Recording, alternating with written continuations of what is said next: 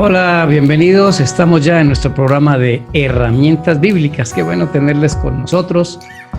Hoy con un nuevo tema, con un tema muy interesante para que todos podamos disfrutarlo. Y tendremos el tema de el sello, la señal, el sellamiento, una verdad urgente para el tiempo presente. Así que es un placer, es un privilegio estar con ustedes. Muchas gracias por acompañarnos. Puede conectar a sus amigos a esta señal para que podamos aprender. Ya saben todos, mientras se van conectando y van llegando a nuestra programación, que Herramientas Bíblicas es un espacio para aprender a estudiar la Biblia y que colocamos mucho fundamento bíblico, muchos textos, y ahí van quedando los textos en pantalla para que todos podamos anotarlos. Usted puede volver a revisar esta grabación, puede volver a estudiar, porque aquí estamos compartiendo temas de mucha actualidad. Hoy con el tema de la señal, el sello y el sellamiento, es muy importante que comprendamos la importancia de este tema. Así que les invito a que inclinen su rostro conmigo y vamos a comenzar con una oración. Padre bueno, agradecemos mucho tus misericordias y estamos felices de tener otra vez esta reunión de herramientas bíblicas. Bendice a todos los que han llegado, a los que van a llegar, a los que ven este programa, y que tu bendición descanse sobre nosotros. Ayúdanos, oh Padre, para tener tu Santo Espíritu en todo momento para ser guiados. En el nombre de Jesús. Amén. Ustedes ya saben que no es nuestra intención ofender la doctrina de ninguna persona.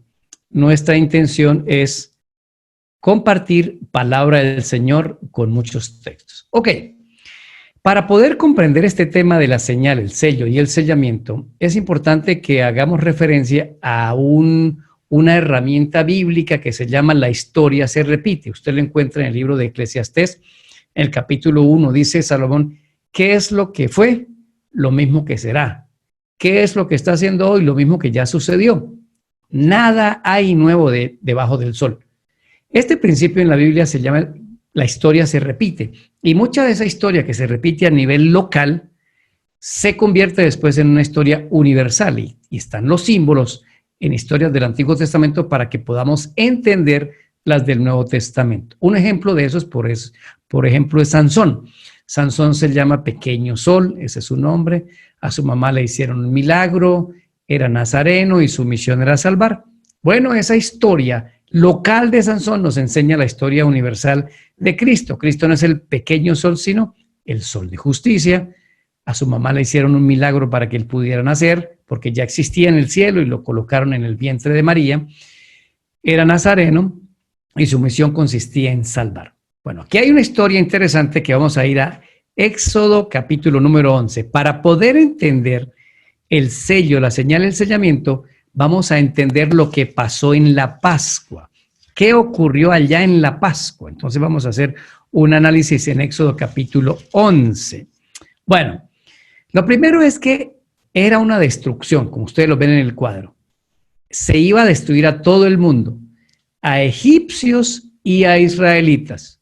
¿Cómo sabemos eso? Se anunció la muerte de los primogénitos a menos que algo sucediera. Mire, Éxodo 11 del 4 al 6.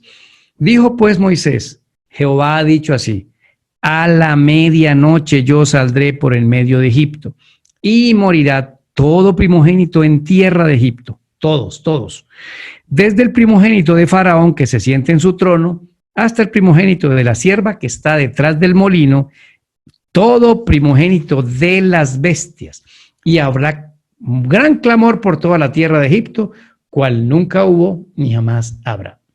Se anunció una destrucción para todo el mundo. Ok, ahora, ¿cuál era el objetivo entonces de celebrar la Pascua? Éxodo 11, 7.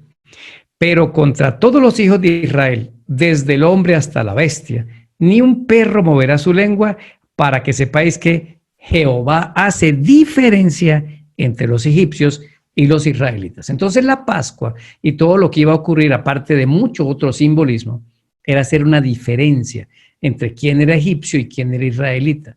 Ahora, ¿por qué se necesitaba hacer esta diferencia? Porque venía una destrucción y todo aquel que participara en el proceso de la Pascua podía librarse de la muerte de los primogénitos. Una destrucción y el objetivo es hacer diferencia. Pero en el capítulo 12 de Éxodo está todo el desarrollo de cómo se celebró la Pascua. Entonces la Pascua fue todo un proceso. Primero había que separar el cabrito. Se separaba en el día 10 del mes, en el 12:3. Luego había que sacrificarlo. Según 12:6 de Éxodo, el día 14. Se separaba el 10, se sacrificaba el 14. Luego esa sangre, según el versículo 7, tomarán la sangre y lo pondrán en los dos postes y en el dintel de las casas en que lo han de comer. Entonces la sangre se ponía como una señal. ¿Cómo sabemos que la sangre era una señal? Versículo 13. La sangre os será por señal entre las casas donde vosotros estéis. Veré la sangre y pasaré de vosotros y no habrá en vosotros plaga de mortandad cuando hiera la tierra de Egipto. Así que la sangre era una señal de que ahí no iba a haber muerte, ¿ok? Y que el ángel iba a pasar, el ángel destructor iba a pasar de largo y no moría el primogénito de esa casa. Otra parte del proceso era que había que comer el corderito y después había que huir de Egipto. Mira, había una huida. Entonces, el sistema de la Pascua, tal como se instituyó, se parece mucho a lo que vamos a explicar hoy. Viene una destrucción sobre el mundo, pero antes de esa destrucción hay que hacer algo para hacer una diferencia entre los que aman a Dios y los que no lo aman, los que quieren obedecerlo y los que no quieren obedecerlo. Y para eso habrá todo un proceso que se llamará sellamiento. Ahora, ¿dónde está eso? Eso está en muchas partes de la Biblia. Y este proceso de Ezequiel 8 y 9, perdón, de la Pascua de Éxodo 11 y 12, se repite de otra forma en Ezequiel 8 y 9 y ahora ya lo vamos a ver más adelante. Ahora, ¿dónde está esto de la destrucción? Esa destrucción se encuentra en el libro de Apocalipsis, el capítulo número 7. Y vamos a ir a Apocalipsis capítulo 7, porque ese capítulo ha sido motivo de mucho estudio, pero también de mucha controversia. Voy a dar una indicación interesante. Es lamentable que cuando empiezan a hablar del capítulo 7 de Apocalipsis, se centren en una discusión de los 144,000 y ahí se quedan y perdemos de vista lo que hoy vamos a ver. No, los 144,000 no son el centro de esa polémica ahí en el 7. Es todo el proceso, es la señal y es el sello. Por supuesto que hay algo con los 144,000, pero yo, todos los sermones que he escuchado de Apocalipsis 7 se quedan en los 144,000 y dele con los 144,000. Y la identificación de este grupo ha creado diferencias que no debería ser. ¿Qué es lo que hay ahí? En el capítulo 6 de Apocalipsis, cuando terminaron los sellos, en el último sello, en el sexto sello, se relata la venida de Cristo. Usted puede leerlo en el 14 y en el 15 de Apocalipsis 16, pero ocurre un incidente interesante. Los que se van a morir en la segunda venida de Cristo porque conocieron la verdad y no la obedecieron, se arrepienten demasiado tarde. Y es tal la vergüenza que en el versículo 16, estoy ahora en Apocalipsis 6:16, dice, y decían a los montes y a las peñas, ¿quiénes? Pues los que se iban a morir porque saben que tuvieron toda la oportunidad de arrepentirse y no lo hicieron. Dice, peñas y montes, caigan sobre nosotros. Oiga, que le caigan unos rocas encima. Hay que estar muy avergonzado de Cristo para pedir que el monte lo aplaste a uno. Y escondednos del rostro de aquel que está sentado en el trono y de la ira del Cordero. O sea, que vienen el Padre y el Hijo en la segunda venida. Porque el gran día de su ira ha llegado. Y aquí hay una pregunta. ¿Quién podrá sostenerse en pie? Hay una destrucción inminente para el mundo ahora en la segunda venida de Cristo. También se lo llama el día de su ira porque es ira para los que se pierden. Para nosotros es un día gozoso. Pero hay una pregunta en el 17. Oye, ¿quién se va a sostener en pie? Es decir, ¿quién se va a poder salvar cuando venga ese día? ¿Quién se va a salvar? La respuesta es todo lo que ocurre en el capítulo número 7. ¿Quiénes se van a salvar cuando Cristo venga y no le tengan que decir a las peñas y a los montes, caigan sobre nosotros? Los sellados. Por eso el centro no son los 144,000, sino el sellamiento como un proceso que se hace. Ahora miren lo siguiente. En Apocalipsis capítulo 7, del 1 al 4, lo voy a leer para que vean la gran cantidad de símbolos que hay. Después de esto vi 4 ángeles en pie sobre los 4 ángulos de la tierra, que detenían los 4 vientos de la tierra para que no soplase viento alguno sobre la tierra, ni sobre el mar, ni sobre ningún árbol. Vi también otro ángel que subía de donde sale el sol, o sea, el oriente, y tenía el sello del Dios vivo. Y clamó a gran voz a los 4 ángeles, a quienes se les había dado el poder de hacer daño a la tierra y al mar, diciendo, voy en el versículo 3, siga la lectura, no hagan daño a la tierra, o sea, no la destruyan, ni al mar, ni a los árboles, hasta que hayamos sellado en sus frentes a los siervos de Dios. Quiere decir que cuando terminen de sellar al último, viene la segunda venida de Cristo, viene la destrucción. Versículo 4, y hoy el número de los sellados, 144,000 sellados de todas las tribus de los hijos de Israel. Miren la gran cantidad de símbolos. El oriente, 4 ángulos, 4 vientos que van a soplar, el mar, árboles, un sello. Hay un proceso para sellarlos porque dice hasta que 144,000 y sacan 12,000 de cada tribu. ¿Y dónde lo sellan? Según el versículo número 3, lo sellan en su frente. Ahora, si todo esto son símbolos, ¿por qué volver los 144,000 en número literal y exacto? Todos son símbolos. El número 144,000 viene de multiplicar 12,000 por 12, que es el número de pueblo, 12 tribus, los 12 apóstoles, es la conformación de pueblo de Dios, y mucho pueblo, pero no es un número exacto. Ahora, ¿qué son estos símbolos? Miren, el oriente siempre ha sido algo bien interesante, porque el oriente viene la gloria del Señor. Ezequiel 43:2, anoten ese texto. ¿Qué es el oriente? Libro de Ezequiel, para eso está la Biblia, para responder nuestros interrogantes. Ezequiel capítulo 43, versículo número 2. He aquí la gloria del Dios de Israel que venía del oriente. Quiere decir que por el oriente viene la gloria de Dios. Y normalmente por el oriente siempre vino la liberación del pueblo de Dios. Y su sonido era como el sonido de muchas aguas, y la tierra resplandecía a causa de su gloria. El oriente le pertenece a Dios. Y quiere decir que por ahí va a venir la gloria de Dios. Creemos que va a ser la segunda venida de Cristo. Ahora, usted no se puede imaginar a 4 ángeles en 4 ángulos teniendo los vientos. Símbolos, quiere decir que los ángeles protegen la tierra, la cuidan. Los vientos son problemas. ¿Qué es el mar? Apocalipsis 17:15. El mar son los impíos. Búsquelo en Apocalipsis 17:15. ¿Qué son los árboles? Los justos, los que siguen a Cristo. ¿Dónde está eso? Salmo 1. Será como árbol plantado junto a corriente de aguas. Los santos, los que buscan al Señor, son árboles, simbólicamente hablando, porque están plantados frente al río que es Cristo y de él toman los frutos. Ahora, el sello también tiene que ser algo simbólico. Los 144,000 son simbólicos, los 12,000 de cada tribu son simbólicos y a nadie le van a poner nada literal en la frente. Todo esto son símbolos. No se dejen confundir. Sin embargo, aunque sean símbolos, siempre representan algo en el mensaje que Dios nos quiere dar. Ahora, si ustedes vieron en el capítulo 7, dice, ¿cuándo vamos a soltar los vientos? Hasta que hayamos sellado en la frente a los hijos de Dios. Pero resulta que en el capítulo 14 de Apocalipsis, Juan ya los ve sellados y tienen algo en la frente y ya están en el cielo. Voy a leerlo. Apocalipsis 14:1. Después mire, y aquí el Cordero, que es Cristo, estaba en pie sobre el monte Sión, el cielo, Sión, la nueva Jerusalén, así como aquí está construida la Jerusalén sobre un monte llamado Sión, estamos hablando de la Jerusalén celestial, que estaba en pie sobre el monte Sión y con él 144,000 que tenían el nombre de él y el de su padre escrito en la frente. Quiere decir que el sello tiene que ver con escribir el nombre del Padre y del Hijo en la frente de nosotros. Ya veremos ahorita. Entonces eso no es literal. Ahí dice bien claro que los 144,000 tenían en la frente el nombre del Padre y del Cordero. Es un símbolo de que algo va a pasar aquí en mi frente. Así que olvídese que cuando me toman la temperatura para entrar al supermercado me están borrando datos o que es un chip que nos van a poner en la frente o en la mano. Eso es mentira.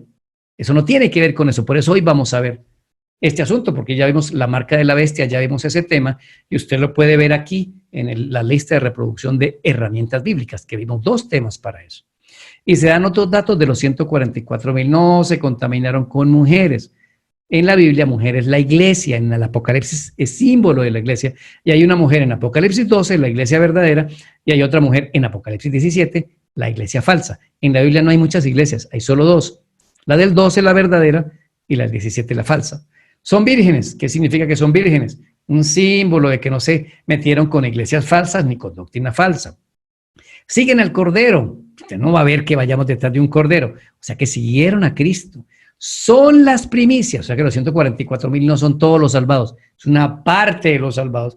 Y son perfectos y sin mancha. Ahora, un dato que sí sale de esto es que si los 144,000, cuando sellen al último, que es un número simbólico, ahí viene la segunda venida, quiere decir que estas personas son las que están vivas cuando es la segunda venida de Cristo. ¿Quiénes son los 144,000? Los que estén vivos en la segunda venida de Cristo, porque dice, no suelten los vientos hasta que hayamos sellado en sus frentes a los siervos de Dios. ¿Y qué es lo que le colocaron en la frente? El nombre del Padre y el nombre del Cordero. Ahora hagamos un análisis de los símbolos. El sellamiento debe ser un proceso porque si usted leyó en Apocalipsis 7:3, dice que no podrá venir la segunda venida de Cristo ni la destrucción del mundo hasta que. Y ese hasta que es que algo se está haciendo. O sea que el sellamiento es un proceso. Llámenlo, es un proceso. ¿Qué hace ese proceso? Como en el tiempo de la Pascua, marca la diferencia entre quienes van a ser destruidos y en quienes no van a ser destruidos, entre los que obedecen la ley de Dios y los que quieren desobedecer la ley de Dios a sabiendas. Ese sellamiento pretende hacerlos perfectos para que puedan estar en la presencia del Padre. Así que estamos hablando del proceso más importante de lo que hoy está ocurriendo. Hoy estamos en el sellamiento. Y ya vamos a ver algunos textos que nos van a ayudar. Así que el sellamiento es un proceso para diferenciar a los hijos de Dios de los que son rebeldes de Dios, los hace perfectos este proceso, les da la santidad y los prepara para estar en la presencia de Dios. Ahora vamos al sello. Si usted vio ahí, dice que el sello viene del Dios vivo, el sello es de Dios, el sello no lo pone el gobierno, el sello no lo pone nadie. Yo no le puedo poner el sello a usted, el sello viene de Dios y está puesto en la frente, que significa que aquí tiene que ver con mi voluntad para obedecer. Mi voluntad para obedecer, porque aquí está el raciocinio, mi voluntad. O sea que el sello de Dios se va a colocar en mí cuando yo haga mi voluntad, se haga en la voluntad de Dios. Ahora, el nombre en la Biblia representa carácter. Eso significa que el sello tiene que ver con el carácter de Dios. Se lo voy a mostrar. Segunda de Timoteo 2:19. Ahí dejo los textos para que ustedes puedan, y he cambiado de sistema para que antes teníamos que anotar todos los textos por ahí, pero ahora están ahí. Segunda de Timoteo 2:19. Ojo a esto. Pero el fundamento de Dios está firme teniendo este sello. Conoce el Señor a los que son suyos. Mire, es decir, que sí hace una diferencia. Con el sello Dios conoce a los que son suyos para no destruirlos. Apártese de iniquidad todo aquel que invoque el nombre de Cristo. El sello tiene que ver con el apartamiento mío del pecado. Y entre más me aparto del pecado, más me parezco a Dios, más voy a ser como Dios. Por eso los 144,000 cuando los miran, en la frente tienen es el nombre del Padre y del Cordero. Entonces el sello es el carácter de Dios. Todavía no me apedreen y no sacan conclusiones. Permítame, presentamos cómo conjuga todo esto. Porque muchos han dicho que el sello es el sábado. Bueno, una cosa, el sábado es el sello de la ley de Dios, en donde está puesto, la manera como se define el sábado. El sábado es el sello de la ley de Dios. ¿Qué tiene que ver el sábado con el sellamiento? Porque, ojo, si el sello fuera el sábado, si yo guardo el sábado, ya voy a ser sellado. Pero esto es un proceso completo, porque aquí dice, el sello es, tienes que conocer al Señor, el Señor me conoce a mí y yo resulto apartado de la iniquidad, todo aquel que invoca el nombre de Cristo. Ahora, ¿por qué no? El sello tampoco es el Espíritu Santo. El Espíritu Santo es el agente sellador. Vamos a Efesios 1:13. Libro de los Efesios, capítulo 1, versículo número 13. En él también vosotros, habiendo oído la palabra de verdad, el evangelio de vuestra salvación, y habiendo creído en él, fuisteis sellados con el Espíritu Santo de la promesa. ¿Cuándo son sellados? Ojo, cuando oyeron la palabra de la verdad, cuando creyeron, cuando oyeron y creyeron fueron sellados. ¿Quién los selló? El Espíritu Santo. Por eso es un proceso que va a durar toda tu vida. Toda tu vida estás en proceso de sellamiento. El que acepta a Cristo entró en un proceso de sellamiento y ese proceso es para hacer una diferencia entre santidad y pecaminosidad. El Señor me conoce a mí y entonces el Espíritu Santo, a través de una relación que yo tengo diaria con Cristo, me coloca el sello. ¿Y cuál es el sello? ¿Qué vio Juan en la frente de los 144,000 en Apocalipsis 14? No vio la palabra sábado, vio la palabra del Padre, el nombre del Padre y del Hijo, sellado por el Espíritu Santo. Pero el sábado no es ajeno a este proceso del sellamiento tampoco. O sea, no estoy atacando el sábado. Pero si yo digo que el sello es el sábado, el sello de todo el proceso de sellamiento, no estoy confrontando todo porque en algún momento va a ser algo importante. Entonces, ¿qué es el sábado? Ezequiel 20, 12 y 20 nos dice exactamente qué es el día sábado. ¿Ok? Ezequiel 20, 12. Les di también mis sábados para que fueran por señal entre mí y ellos, para que sepan que yo soy Jehová que los santifico.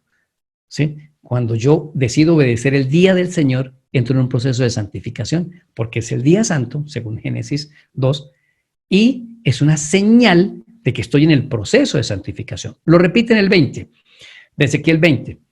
Santifiquen mis sábados y sean por señal entre mí y vosotros para que sepáis que yo soy Jehová vuestro Dios. Entonces, el sellamiento es un proceso, el sello es tener el carácter de Dios hasta que logre la perfección y la señal de ese sellamiento en algún momento controversial va a ser el sábado, el día del Señor. Así que tranquilos, vamos a seguir adelante y sigo explicando. Ahora, quiero que hagamos un ejercicio para ver esto del sábado en el sellamiento, porque creo que no debemos ir a la ligera si no tenemos un marco completo y en contexto de lo que les estoy diciendo. Busquen Mateo 24. Yo no me había dado cuenta de esto antes de la pandemia, pero a partir de pandemia el capítulo de la Biblia que más he leído es Mateo 24 porque sigo encontrando cosas interesantes. Ahí hay un mapa de sucesos supremamente interesante y les voy a presentar el mapa. En el versículo 3 los discípulos no preguntaron por las señales. Miren lo que dice el 3, Mateo 24. ¿Cuándo serán estas cosas y qué señal habrá de tu venida y del fin del siglo? Porque recuerden que los discípulos están preguntando dos cosas. ¿Cuándo serán estas cosas? ¿Cuáles cosas? Que no quedará piedra sobre piedra. ¿Cuándo será destruido el templo? En el 70. Pero también preguntan por el fin del mundo, pero el fin del mundo y de la segunda venida preguntan por una cosa. Señor, ¿cuál es la señal? Y por supuesto que Dios dio varias señales, pero hay una señal bien interesante. Así que preguntan por la señal. Versículo 15. Por cuanto, cuando veáis en el lugar santo la abominación desoladora de la que habló el profeta Daniel, el que le entienda, entonces habla de, cuando da todas esas señales, habla de una, la abominación desoladora. ¿Qué sigue después de la abominación desoladora? Dice, cuando venga la abominación desoladora, huyan, váyanse. ¿Qué pasa cuando se van? Versículo 20. Oren para que no sean sábado. Quiere decir que la abominación desoladora, cuando nos toque huir, tendrá que ver algo con el sábado. Eso ha estado siempre ahí en Mateo 24. Yo la verdad no lo había visto. Y cuando venga el problema del sábado, entonces habrá gran tribulación, cual no hubo desde el principio del principio del mundo hasta ahora, ni la habrá. Y después de esa tribulación, la venida de Cristo. Miren la estructura, repásela, vea. En el 3 preguntaron por la señal. En el 15 dice, la abominación desoladora es la señal. Y ahorita la vamos a ver. En el 16 dice, cuando pongan la abominación desoladora, todo el mundo a correr. Y cuando vayamos a correr, esa huida tiene que ver, según el 20, con el sábado. Y el 21 dice, y cuando venga el problema del sábado, habrá una gran tribulación. Y cuando venga el problema del sábado, ya esta última tribulación, que es el Armagedón, que ya lo hemos estudiado aquí, que ya lo tienen claro, búsquelo en herramientas bíblicas, el Armagedón. Entonces viene la segunda venida de Cristo. Súper interesante esta estructura. Ahora viene una pregunta, ¿qué es la abominación desoladora? La abominación desoladora es interesante porque hay que buscar varios capítulos. Aquí estoy en Lucas capítulo número 21. Voy a moverme aquí, perfecto, perdón, Lucas 20. En Lucas 20 se narra otra vez el proceso de Mateo 24. Y en el 20 dice, cuando vean a Jerusalén rodeada de ejércitos, sepan que la destrucción ha llegado. Entonces los que estén en Judea huyan a los montes y los que en medio de ella váyanse y todos los que estén en los campos no entren a ella. Quiero llamar su atención al siguiente cuadro. En Mateo 24 dice que cuando venga la abominación desoladora, ¿qué deben hacer? Huir a los montes. Y en Lucas 20 dice que cuando Jerusalén esté rodeada de los ejércitos, huyan a los montes. ¿Qué significa? Que la abominación desoladora es cuando Jerusalén fue rodeada por ejércitos. Recuerden que todos esos son símbolos que hoy nos van a representar a nosotros, porque ya sabemos que Jerusalén es la iglesia y los ejércitos eran los ejércitos romanos. Entonces una pelea entre la iglesia y algo romano. ¿Qué es la abominación desoladora? Cuando vinieron y rodearon a Jerusalén y se retiraron, los cristianos huyeron, los de Jerusalén salieron a perseguir a los romanos y los romanos volvieron tiempo después y los acabaron en el 70 y los destruyeron. Pero ningún cristiano murió porque Cristo dijo, cuando vean la abominación desoladora, cuando se rodee de Jerusalén, de ejércitos, huyan. Pues nosotros estamos esperando la abominación desoladora, porque en el cuadro anterior vimos que la abominación desoladora, después sigue un problema con el sábado, después hay que huir, y hay que huir porque está incluido el sábado, y luego vendrá la gran tribulación, y luego vendrá la segunda venida de Cristo. Ahora que hemos visto esto de la abominación desoladora, repasemos algo. En la Biblia ahí se mencionan muchas abominaciones, pero un capítulo interesante para entender las abominaciones y la destrucción con una abominación está en Ezequiel 8. Yo quiero que vayan conmigo a Ezequiel 8. Y como he dicho, ¿qué es lo que estamos haciendo? Mire, para que no nos perdamos. Hay que buscar el sello y el sellamiento. Pero ese sellamiento tiene que ver con un proceso para cuando va a venir la segunda venida de Cristo. Hay una diferencia entre los que se salvan y no se salvan, los que quieren hacer la voluntad de Dios y los que definitivamente no quieren hacerla. Entonces, vamos a Mateo 24 y encontramos que la clave, la señal es la abominación desoladora. En Ezequiel 8 se habla de las abominaciones y luego viene una destrucción. Es el mismo lenguaje de Mateo 24. Ampliado. Pero en Ezequiel se mencionan 3 abominaciones. Una estoy en Ezequiel 8, está en el versículo 6 y 7 y 8. Me dijo entonces, hijo de hombre, ¿no ves lo que estos hacen? Las grandes abominaciones que la casa de Israel hace para alejarme de mi santuario, suceden en Jerusalén. Pero vuélvete aún y verás las abominaciones mayores. Me dijo luego, entra y ve las malvadas abominaciones que estos hacen allí.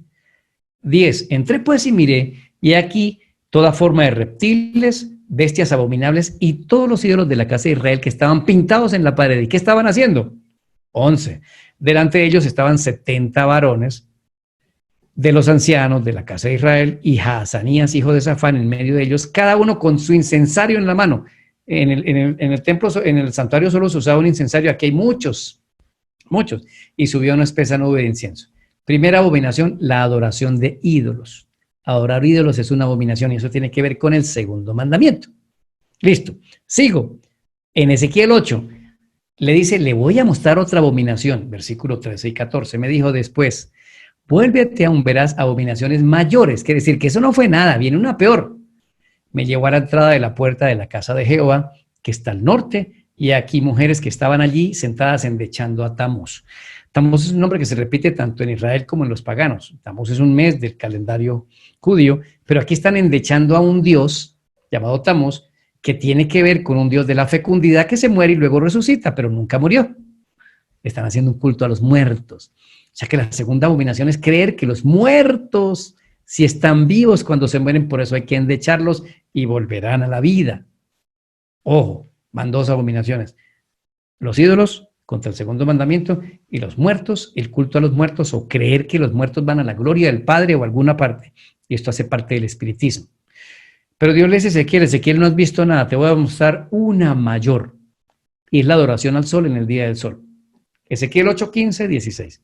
Luego me dijo, ¿no ves, hijo de hombre? Vuélvete aún, verás abominaciones mayores que estas. Me llevó al atrio de adentro de la casa de Jehová, y aquí junto a la entrada del templo de Jehová, entre la entrada y el altar, como 25 varones, sus espaldas vueltas al templo de Jehová y sus rostros hacia el oriente. ¿Qué hay al oriente? En el oriente está la salida del sol, y adoraban al sol postrándose al oriente. Ojo a esta confusión.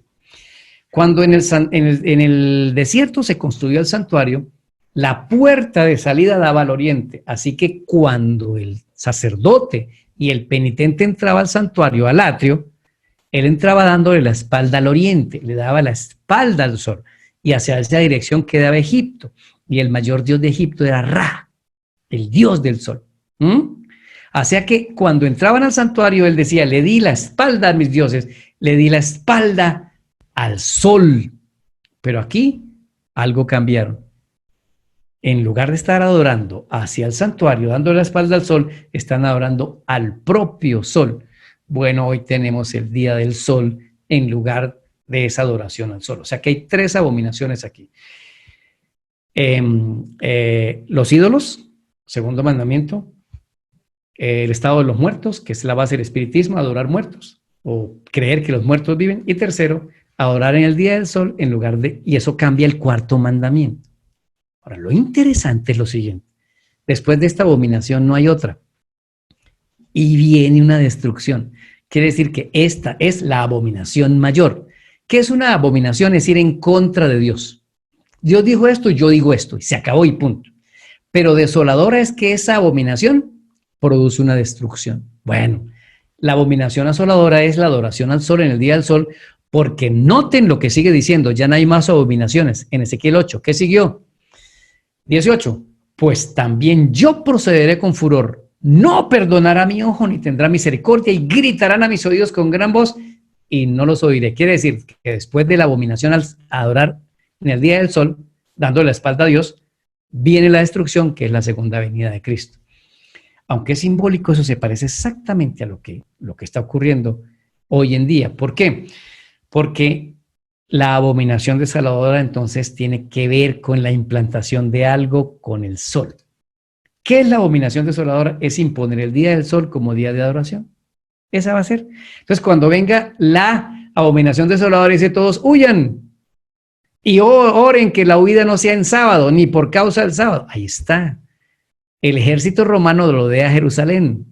Jerusalén es la iglesia. Y la suplantación del día sábado por el domingo es asunto del ejército romano. Entonces el sábado, cuando se abolió, es la señal de huir y de que empezó el cierre del sellamiento. Por eso el sábado es una señal importante dentro del sellamiento. Así que hemos confirmado qué es la abominación desoladora. Y si tuviéramos otra vez el cuadro de Mateo 24, dice, se implanta la abominación desoladora, que es un falso día de reposo, huyan, y que ojalá no huyan en sábado, ¿sí ven? Viene la tribulación y luego viene Cristo. Bueno, aquí hay un mensaje muy especial para lo del sellamiento. ¿Por qué?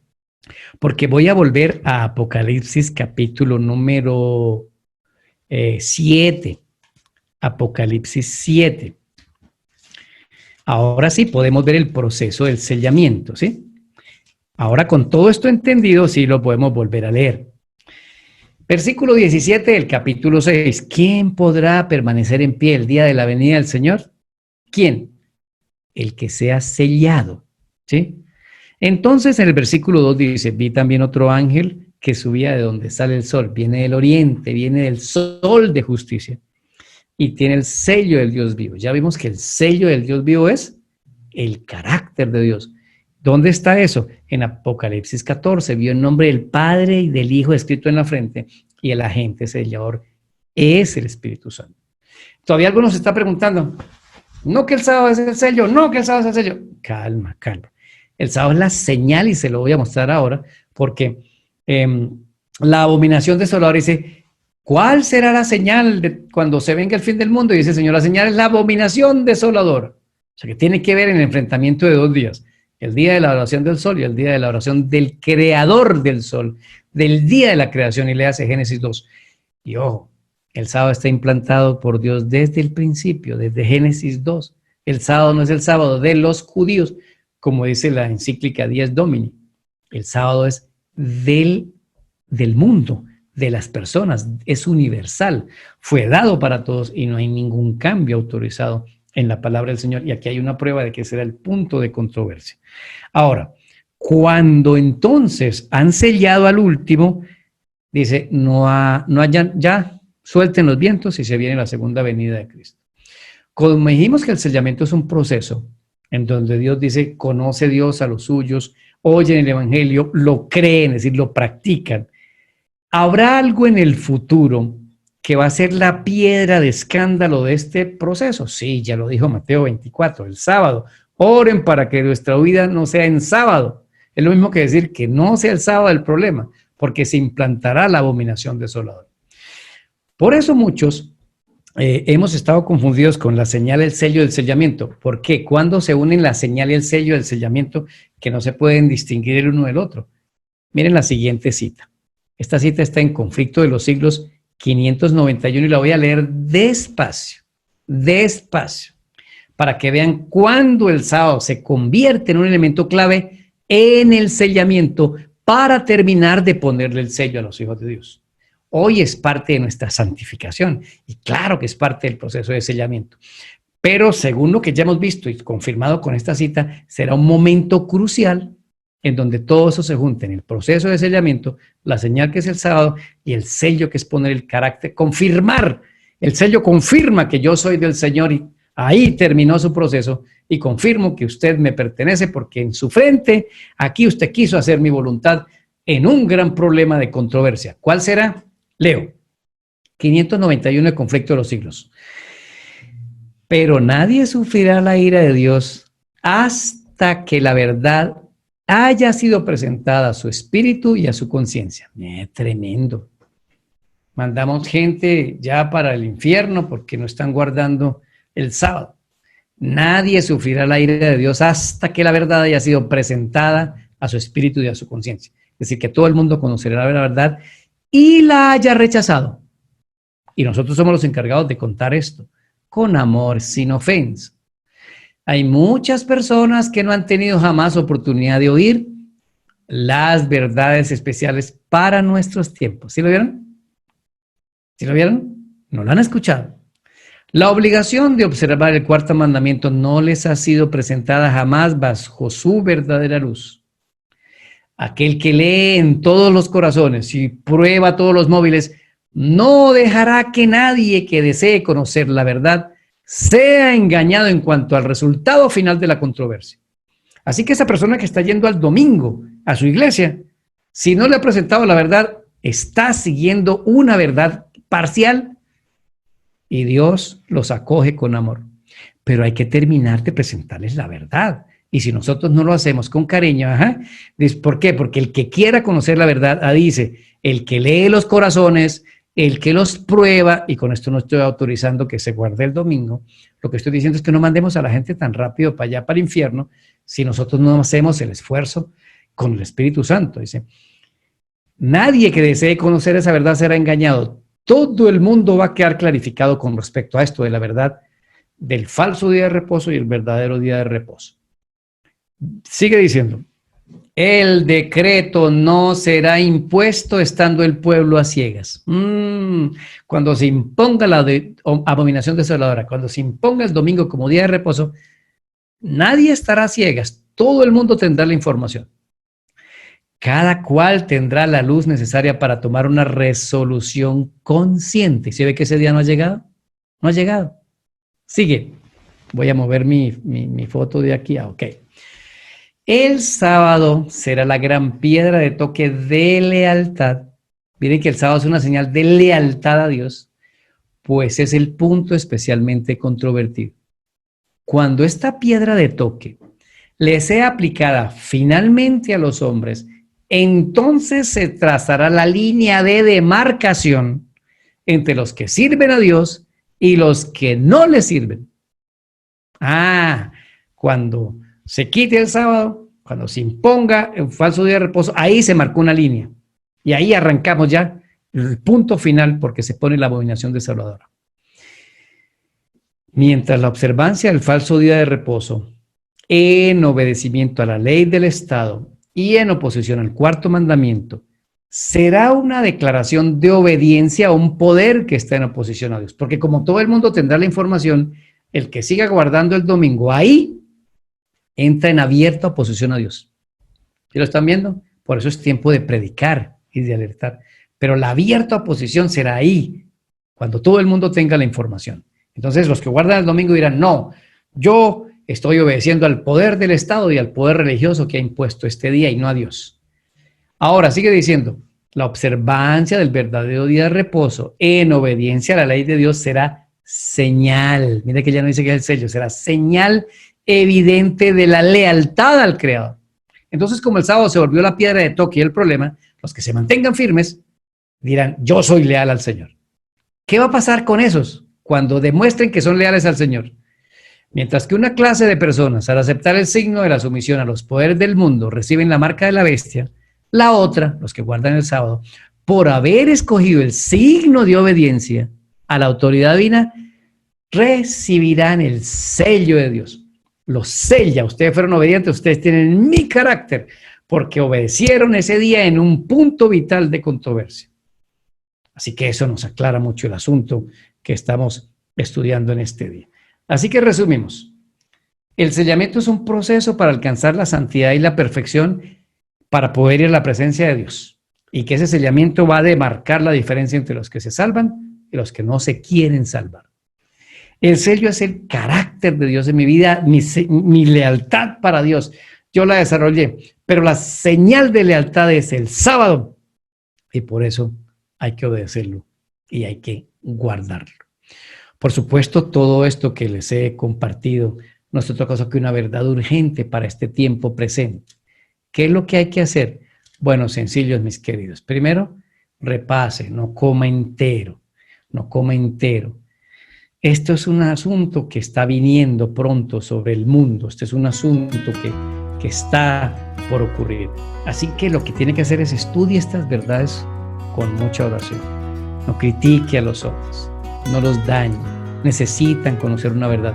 Pero recuerden que cuando el sábado y el domingo se confronten en una ley humana contra la ley de Dios, entonces se volverá la piedra de toque y entonces terminará este conflicto y la gente será finalmente sellada para la salvación o marcada por la bestia para la perdición. Espero que el tema de hoy les haya dado más luz en sus vidas. No dejen de acompañarnos los sábados a las 3 de la tarde, hora de Colombia, en este canal. Así sale la emisión, sea en directo o como hoy que no pude estar en directo. Y usted lo puede repasar, comparta, suscríbase al canal. Hay muchos temas, hay apocalipsis, hay familia, hay emprendimiento, hay sermones. Mire lo que se llaman listas de reproducción del canal y eso le va a ayudar. Que Dios nos ayude, que Dios nos ayude. La fidelidad a Dios es en todo, en todos sus mandamientos. No hay un mandamiento más importante que otro, pero es que el cuarto mandamiento se va a volver el caballito de batalla. Y si queremos ser fieles allá, hay que ser fieles hoy, porque muy pronto esa abominación desoladora vendrá. Los gobiernos del mundo, tal como los hemos visto, y Roma, implantarán un día en contraposición del cuarto mandamiento y ahí vendrán los eventos finales. Un atleta no se prepara cuando llega a la carrera. Un atleta se prepara antes de la carrera. Que el Señor nos permite estar preparados. Y vuelvo y digo, repase los textos. Yo no intento convencer a nadie. Yo solo quiero exponer a la luz lo que sea posible, que el Espíritu Santo trabaje en cada uno de nosotros. Pero oro para que esta luz pueda penetrar en su corazón. Yo quedo tranquilo porque se dijeron estas cosas y algún día el Señor no me va a preguntar, Daniel, ¿no hablaste? ¿No dijiste? Y sí lo hice, con mucho respeto y con mucho amor. Acompáñeme para terminar con una oración. Señor bendito, muchas gracias por permitirnos este estudio. La fidelidad a ti es hoy. Tú quieres ponernos tu sello en nosotros y tu sello es que nos parezcamos a ti, porque un sello es señal de pertenencia. Te pertenecemos hoy. Ayúdanos a ser fieles para guardar todos tus mandamientos y cuando llegue el conflicto por el cuarto mandamiento, que también sigamos siendo fieles y tú nos selles para la vida eterna. Bendice cada persona que ha visto este video y te pido que nos guardes a todos y tu Espíritu Santo a muchos nos siga ayudando a clarificar estas verdades que son duras, Señor, que hieren creencias, que pueden herir el corazón, pero que con mucho amor hay que compartirlas con las personas. Bendícenos y guárdanos en el nombre de Jesús. Amén. Bueno, no olvides suscribirse al canal. Yo soy Daniel Herrera y deseo para todos un día lleno de bendiciones. Dios les bendiga hasta una próxima oportunidad.